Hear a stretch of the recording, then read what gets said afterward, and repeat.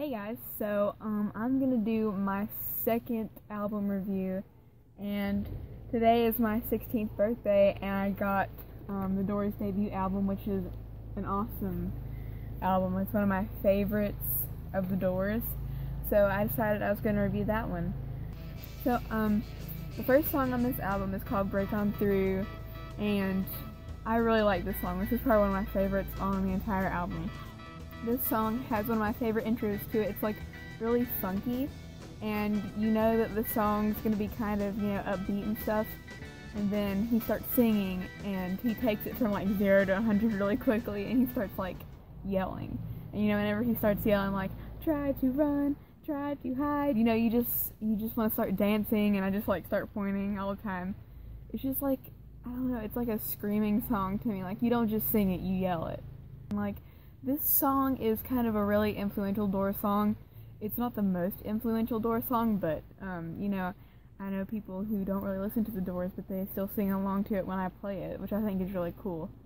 But yeah, I really like this song. This is probably in my top 5 favorite Doors songs. The song makes me feel like I need to put emphasis on a lot of things for some reason, but, yeah, this song is just a really fun song to start off the album. I think it's really great. And then number 2 is Soul Kitchen. The intro to this song is like a classic Ray Manzarek intro. Like, I think the keyboard in this song is like really essential. Not sure why, I don't know, the keyboard is probably like one of the most important parts in this song. And then, with John Densmore's funky little guitar thing, and then the overlaid vocals that Jim does in it, kind of echoey, it makes it really trippy. Not all the Doors songs are like really trippy, but in this one, you can kind of like sense Jim's lyrical style in this one. Like, he uses a lot of like metaphors and stuff. You can kind of tell what he's talking about still, he's talking about a girl like he normally is, but I don't know, it just shows how creative he gets with writing his lyrics. I think this song really shows what Jim could do lyrically. Like, the first time he and Ray ever met, Ray was like amazed by how well he could write lyrics, and I think this song definitely shows that. And then number 3 on this album is called The Crystal Ship. I love this song. From the moment he starts singing, like, there's no intro with instruments or anything, he just begins, like, the song just makes you want to, like, go to sleep. Not in a bad way, I mean, like, hard to explain, like, it just makes you want to, like,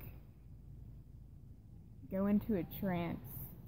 The song kind of does put you in a trance. Like, once Jim starts singing, you're captivated for the whole song. You can't just listen to the intro.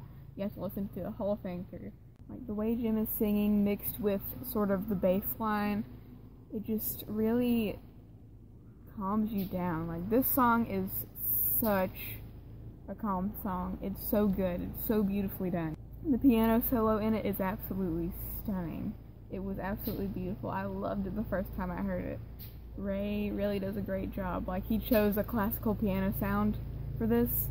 This song is probably one of those that I could just listen to all day long. You don't have to be in a good mood. You don't have to be in a bad mood. You could be having any kind of day, and that song, you can listen to it under any circumstance. Number 4 on this album is called 20th Century Fox. This song I hadn't really listened to many times before I listened to the album as a whole, but I do like this song. It's like a classic Jim number where he's talking about a girl. You wouldn't guess that from the title, but it is. He uses a nice little pun there because he's like calling the girl a 20th Century Fox. This song, to me, I get like a really summery vibe from it. When I first listened to it, I thought of the Beach Boys for some reason, but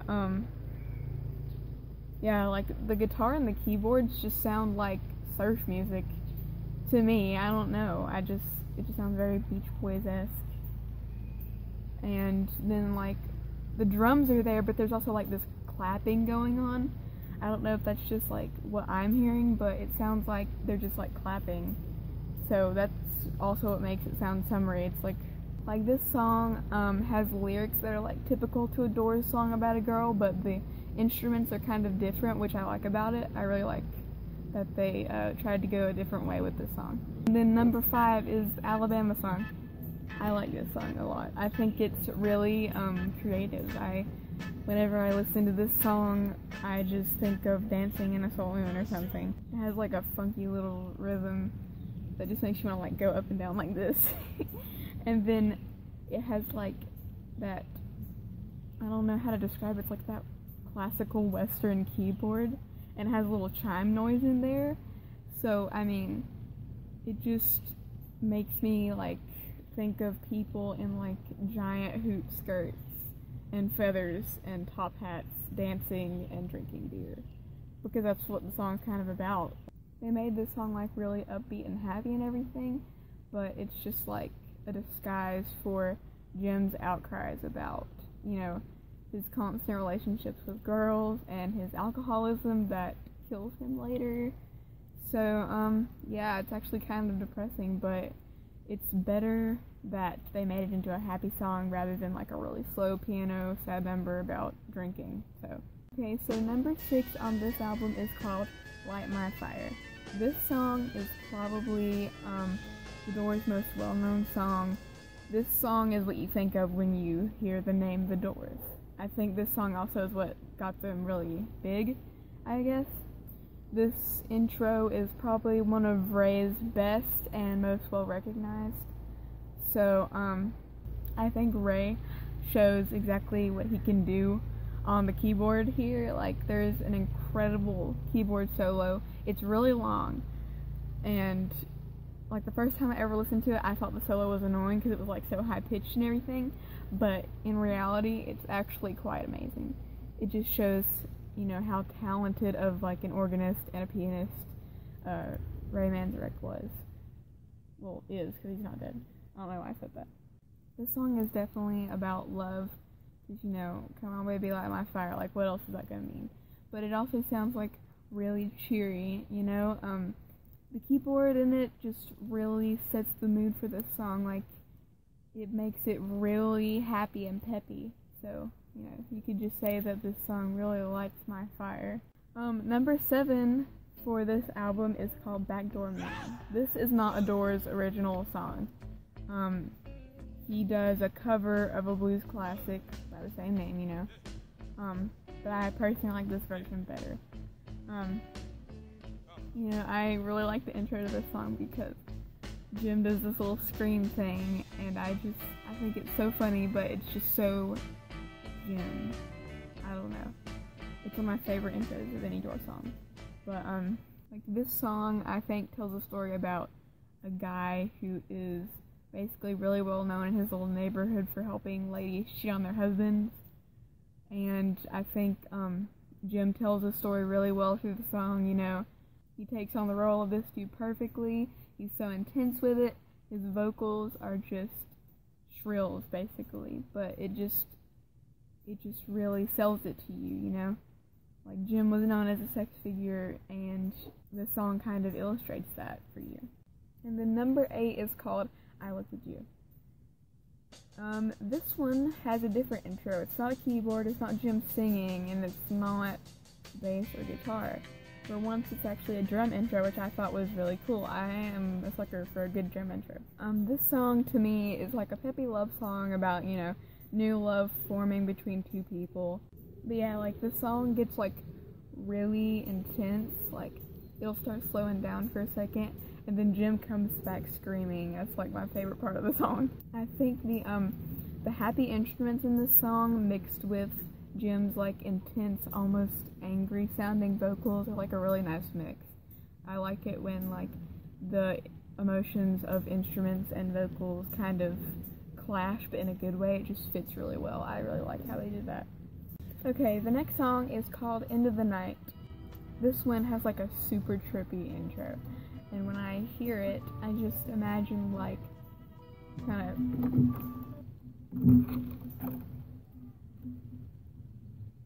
Hey, kitty! Yep, so we have a special guest on the show called my cat. Yeah, so she's gonna join us for the rest of the review, I guess. Anyway, so this song just makes me imagine, like, walking on a street at night, like, really foggy, really misty, super eerie. I don't know, this song, it just gives me like a super like spine-chilling vibe. It just puts you in a state of bliss. Like there's a bunch of twinkling noises, a bunch of echoes, and then Jim's voice is like super soothing, so you kind of want to be the mist. Instead of walking down the street in the mist, you are the mist. And then once again, they're kind of pulling the surf thing with the guitar solo. I got another like surfy vibe from it, which I thought was pretty cool. It seemed kind of unfitting for the song, which I thought at the same time kind of tied it in. I kind of like when they do that. But yeah, I mean, this song is like super spooky to me, but it's also really trippy and really beautiful.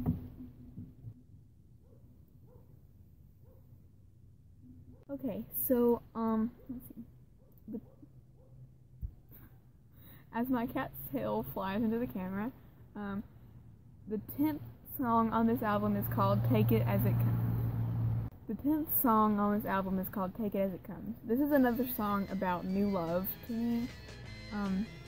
It's also about having a lust for life at the same time. It's kind of like contradictory, like the song wants you to have a lust for life.